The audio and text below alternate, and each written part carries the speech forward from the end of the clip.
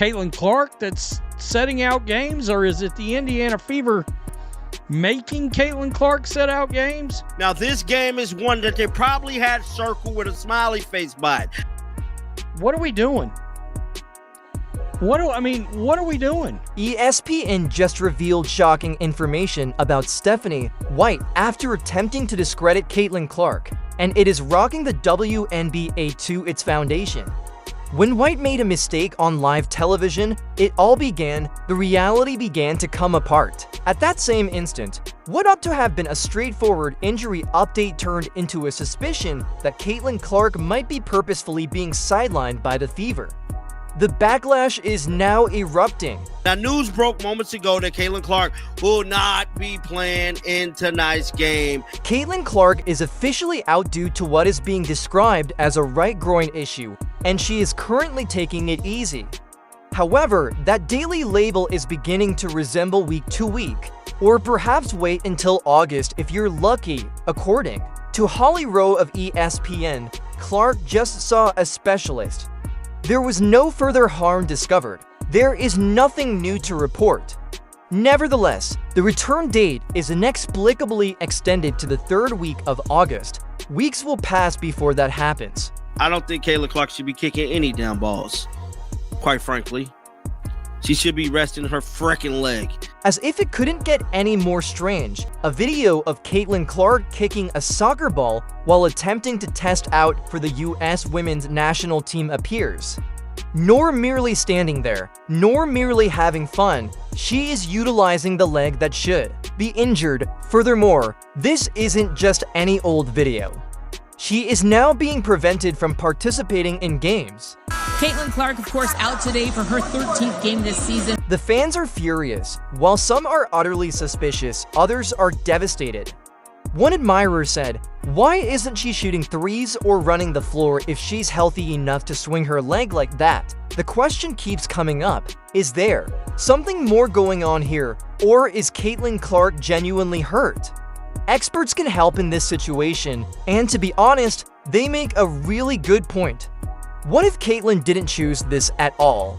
What if she isn't playing because of the Indiana Fever, and this is where things begin to feel disorganized? Last week, no additional injury was found in that exam and scans, but Stephanie White did tell us that they will be even more cautious with their approach to her return to play this time. Take a look back at the season's beginning. After Caitlyn's previous injury recovery, the team threw her back into games without giving her any serious conditioning or practice time. That is verified. However, they're being extra cautious now, stating that she needs to get back into things after ramping up in practice and getting into rhythm with teammates. All of a sudden, you are concerned with recuperation schedules. As you look at their schedule, the 3rd week in August provides a few more practice days where that seems like it's realistic, and while she does remain day-to-day, this is made worse by the organization's communication style. Uncertain news releases using strange wording, such as "we're making sure she has the right rhythm and we're protecting her better this time." I don't understand any of this. It all lacks confidence. Furthermore, it doesn't seem at all like Caitlyn Clark, one of the most well-known and competitive athletes in America, is making these decisions. That we've got what we've got to continue to grow and connect in those ways, and not, is she available, is she not available? The elephant in the room comes next. What's happening in that changing room? The main character in all of this, Stephanie White, only fueled the flames with her news conference. She discussed outside noise and the necessity of keeping items within the locker room. Would she really need to say that, though, if everything ran well behind the scenes? She made uncomfortable remarks. Shooting, and she's been with our athletic training team, and we've been preparing everybody else. When she gave a normal injury update, she didn't sound like a coach. Fans quickly realized that she sounded like someone attempting to clean up a larger issue without saying the wrong thing.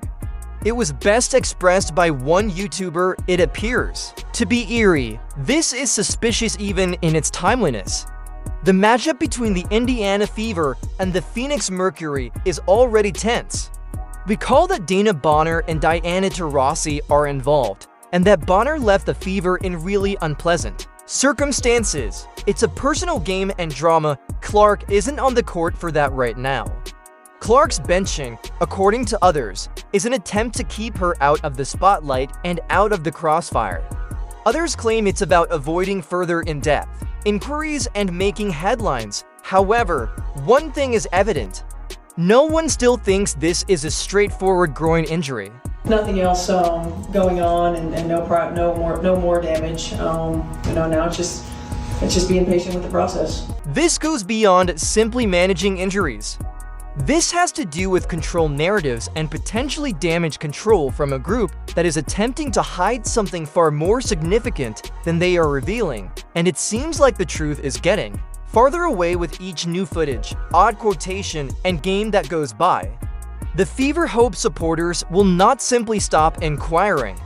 As opposed to Caitlyn Clark, not with the biggest star in the league's history, and not when the responses are illogical. But I think at the end of the day, we have to be where our feet are. We have to approach every day and every game. Let's be honest, the most recent news conference for Stephanie White, yes, nothing was made clearer by that.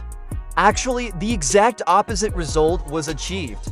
On the contrary, it increased suspicion. Halfway through the news conference, you could have wondered, wait, did she just admit there's drama without actually admitting it? And every day you got to play with a sense of urgency, and sometimes you have to weather storms, and sometimes you have to navigate circumstance, right? What Stephanie said is as follows: we make an effort to keep things private. Now, until you hear her say it, that would seem like a rather typical coach answer.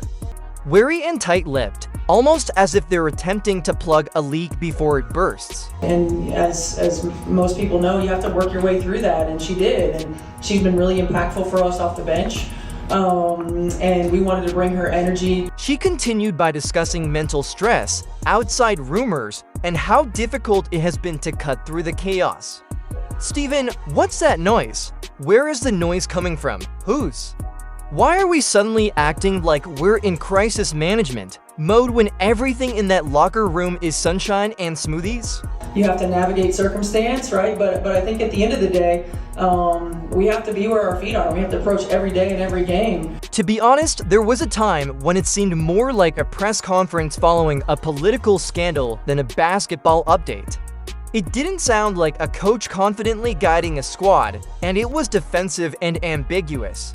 It sounded as though someone was attempting to avoid landmines. The main thing is she insinuating that there's drama in the locker room? Because this is what I know I'm not tripping here. Additionally, the fans saw it right away. Commenters also didn't hold back. His response encapsulated the thoughts of many others. There is a problem, and that uneasy feeling is still there. It has just become louder, if anything. I think first and foremost, just the way that she approaches the game. However, the Phoenix Mercury arrived just when things were getting a little too complicated, and the ghost of drama went away with them. Bonner, Dana. Let's just say that Dana Bonner's departure from the Indiana Fever was not exactly a group hug and a farewell cake for those who are unaware of the circumstances. It was disorganized, the kind of departure that causes the franchisee to sustain bruising. She is now arriving in town with the Mercury as if it were the last boss level. Stephanie White finds this to be unsettling. She would be subtly making fun of him. They were right on the money. This game on the schedule wasn't just any game. This one was circled by the Fever, most likely in red ink, with perhaps a small fire emoji next to it. It was a personal matter. This is an unresolved matter. What is the job of Stephanie White? She publicly praises Dana Bonner and the Mercury on record. She's settled in. She claimed to feel at ease using that system. Like what? Things are looking spooky for Stephanie White. She be low-key sneak dissing. Fans are out there attempting to understand why their team is in such disarray. Why Caitlyn Clark is missing games even though she appears to be in good health. and why Stephanie is suddenly showing more love for the opposition than protecting her own locker room. That seems like a better timetable for a possible Caitlyn Clark return, because they have said we will be even more cautious this time, and practice ramp up is going to be essential. Now, individuals are posing the pertinent queries. For example, is Caitlyn Clark taking a backseat to avoid drawing attention to her inner turmoil? Sincerely, Caitlyn's appearance on the court versus Bonner would have garnered a great deal of attention, tension, inquiries, and headlines. Perhaps someone wished to completely escape that conflagration. Additionally, it's possible that holding Clark out had more to do with it than just groin rehab. What kind of a clown show league are we dealing with here? I mean, is this a WNBA problem or a fever problem? You didn't give her any practice or ramp-up time last time? Just when you believe the situation has reached its most bizarre point, sports experts enter the fray. Don't mince words. They said, this is a clown show. And what do you know? They may have a good idea. The inconsistency is their main complaint. Caitlyn returned to the court immediately after suffering an injury earlier in the season due to a fever that prevented her from ramping up, practicing, or conditioning. She's good to go, it said. Cool, include her without hesitation. You didn't give her any practice or ramp-up time last time? You did not do that. And now, all of a sudden, they're saying that before she can even conduct a drill, she must get NASA-level training. These days, it all comes down to being extremely cautious and in sync with your teammates. Where had that prudence gone? Then, there was the incident with the soccer ball. There's a reason that clip went viral. The same player who isn't ready to hoop, Caitlyn Clark, was seen kicking a soccer ball without limping or moving carefully. She swung that leg as if she were playing varsity in high school. Yes, fans did notice. Stephanie White did tell us that they will be even more cautious with their approach to her return to play this time. Last time when she came back after injury, she didn't get any practice time, any opportunity to ramp up her conditioning. If she can do that, she can hoop, one person even said. Someone else wrote, so we're just pretending this groin injury is that serious now. When the team's words behind a microphone didn't match what they were seeing on camera, the internet went crazy. I see her coming back in about a week and a half, maybe 2 weeks. Give it about 2 weeks, bro. I think she's probably going to come back. The inquiries really began to go out of control at that point. Are they fabricating a story to hide anything else, or are they being truthful about her injury status? Whether it's relationship preservation, internal team politics, or simply bad management, the entire situation seems strange, as if fans are only given half of the story while the other half is kept behind the wall, as Stephanie said. I don't think it's any secret that we're going to have to expand the footprint. And we're going to have to put a little bit more cadence in between games. To be honest, that is the main source of the annoyance. Basketball isn't the only topic here. This has to do with trust. Clarity is what fans desire. They desire regularity. Above all, they want to know why the league's top player isn't playing, for reasons that nobody wants to publicly discuss. Yes, when you have mysterious injuries, odd compliments for former players, enigmatic press releases, and viral soccer kicks, people will begin to wonder what's actually happening, and the longer the fever stays away from the reality, the louder those questions will get. But what might be just as unbelievable is we've got Caitlyn Clark out right now. Now, it's not just drama. It's beginning to resemble a full-fledged WNBA soap opera, with Caitlyn Clark stuck in the midst. No, we're not wearing tinfoil hats, and these conspiracy theories aren't even that wild anymore. On a young team for Brazil is going to give her a great opportunity to grow from a leadership standpoint as well, and we'll wish her the best.